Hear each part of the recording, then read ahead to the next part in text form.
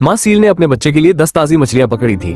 बच्चा खुशी खुशी खाने ही वाला था कि तभी एक चालाक सीगल धीरे धीरे पास आया और मछली छीनने की कोशिश करने लगा।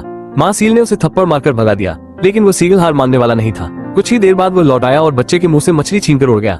बच्चा घबराकर माँ से मदद मांगने लगा, लेकिन माँ ने सोचा कि बच्चा भूखा है, इसलिए उसने उसे एक और मछली दे दी। थोड़ी देर बाद वही सीगल फिर लौटा और मछली फिर से छीन ले गया।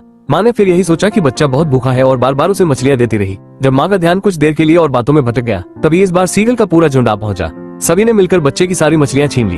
बच्चा सील बहुत निराश हो गया, उसने रोना शुरू कर दिया, लेकिन माँ ने उसे चुप रहने को कहा और एक और मछली थमा दी। अब तो सीगल बच्चे का मजाक उड़ाने लगे। बच्चा अपनी आखिरी मछली को मुंह में कसकर पकड़ लेता है, लेकिन सीगल उसे भी छीनने की कोशिश करते हैं। तभी माँ पलटकर देखती है और पूछती है कि क्या हो रहा है। बच्चा सील सारी बातें बता देता है कि कैसे बार बार उसके मुंह से मछलियाँ छीनी गई, लेकिन माँ पर कोई असर नहीं होता। उल्टा वो बच्चे को ही शरारती कहकर डांट देती है। घर लौटने पर बच्चा सील देखता है कि माँ किसी दूसरी सील के बच्चे पर ज्यादा प्यार लुटा रही है। तब उसे समझ आता है कि माँ ने किसी और को ही अपना बच्चा मान लिया है। ये देखकर बच्चे का दिल टूट जाता है। अपने साथ हुए अन्याय को महसूस करते हुए वो तय करता है कि अब वो माँ के पास नहीं रहेगा। रात में वो घर से भागने का फैसला करता है। कुछ देर बाद उसे जोरों की भूख लगती है। वो माँ से मदद मांगना चाहता है, लेकिन माँ गहरी नींद में होती है। अनजाने में वो बच्चे को धक्का दे देती है, जिससे बच्चा एक ध्रुवीय भालू के इलाके में पहुंच जाता है। जब ध्रुवीय भालू को कुछ अजीब महसूस होता है, तो वह देखता है कि एक छोटा सा सील उसे अपनी माँ समझकर उसके पास सिमट गया है। ये देखकर भालू के दिल में भी माँ जैसी ममता जाग उठती है। वो बच्चे को नुकसान नहीं पहुंचाता, बल्कि उसे अपने पास सुला लेता है। इस तरह सारी तकलीफों के बाद बेचारा बच्चा सील आखिरकार चैन की नींद सो जाता है।